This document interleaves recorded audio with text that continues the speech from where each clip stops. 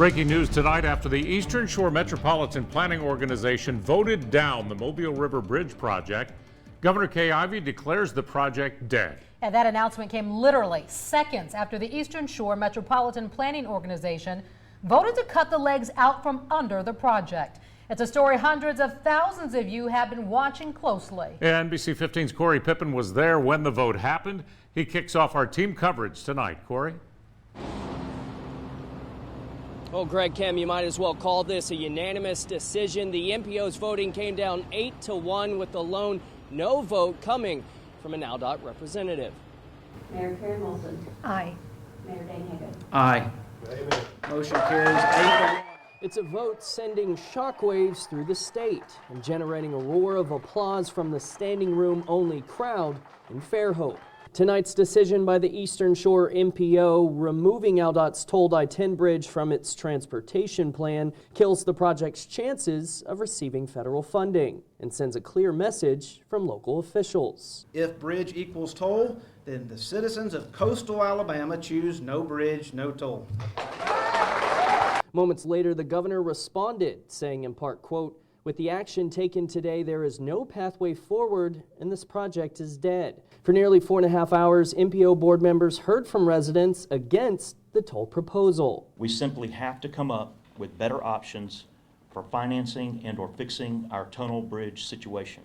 Many were worried the MPO would back off after a recent letter from the governor promising to work with board members to reduce the project's cost or eliminate tolls. We don't want you to give up the leverage you have here. Someone said it best. This thing can be resurrected down the road. But board members weren't swayed, saying neither ALDOT nor the governor have been listening. It's not our job to figure it out. That's what they're paid to do.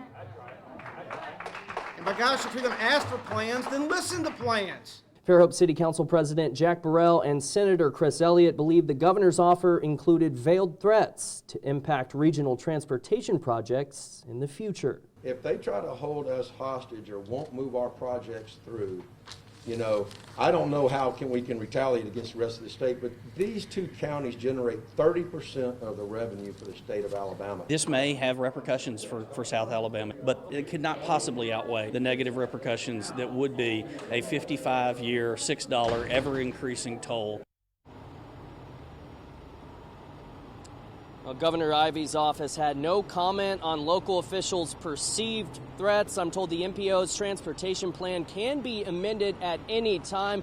Local officials are hoping that leaves the door open for a better bridge option in the future. Reporting live in Baldwin County tonight, I'm Corey Pippen, NBC 15 News. All right, Corey, thanks. Now, tonight, Lieutenant Governor Will Ainsworth is commenting on the death of the Bayway project. He says in part, quote, Daphne Mayor Dane Haygood and the members of the Eastern Shore MPO should be commended for listening to the citizens they represent, giving voice to their concerns, and voting to end the ill-conceived and fatally flawed toll bridge project connecting Baldwin and Mobile counties. To read the full statement, visit our website, mynbc15.com.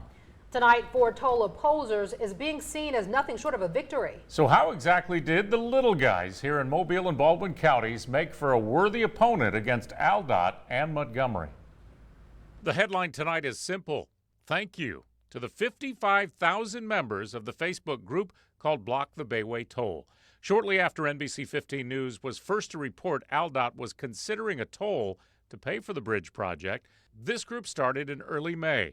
It, along with local political leaders, proved the little guy wasn't going to be pushed around. What I am ready to do is to see the state come up with a better, fairer plan that takes the people of Mobile and Baldwin County off the hook on this. The governor needs to understand and listen to the people, go back to the drawing board and look at how to do the project without tolls. The anti-toll rhetoric became louder and louder, yet still out of the earshot of Montgomery. I think we can come up with a solution, but we can't come up with a solution if the State Department of Transportation is going to continue with its attitude, which is we're going to shove this down the throats of the people in Mobile, Baldwin counties. Well, tonight, it was the Eastern Shore Metropolitan Planning Organization that ultimately, quote, hit the donkey between the eyes with a 2x4. The little guys in Mobile and Baldwin County, who deliver 30% of the state's revenue annually, weren't going away, and tonight are declaring victory over the state's political machine. Continuing our team coverage now, one downtown business owner was forced to sell and close his longtime business because he was in the right-of-way of the bridge project, and he is not happy tonight. Ralph Atkins, the owner of the Southern Fish and Oyster Company, closed in May. NBC 15's Muriel Bailey spoke with Atkins tonight. She joins us now with more. Muriel? Well, Kim, tonight Atkins tells me he's frustrated and he feels like he lost his business for no reason. October would have been 85 years. Ralph Atkins is shaking his head in disbelief tonight. I just lost it for nothing.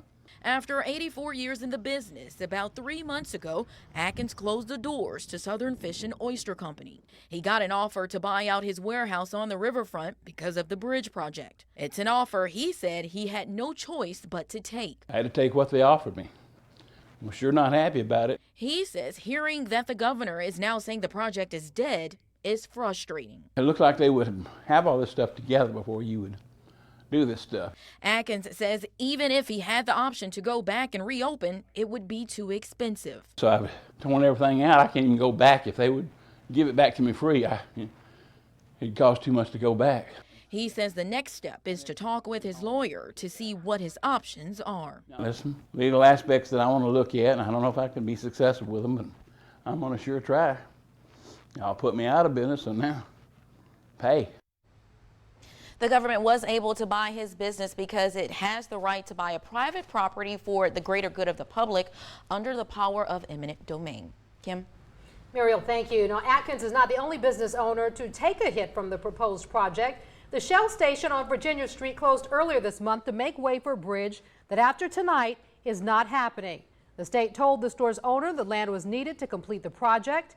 The owner, J.R. Haifa, says he was given a fair offer for the place, but was still very emotional when we spoke with him.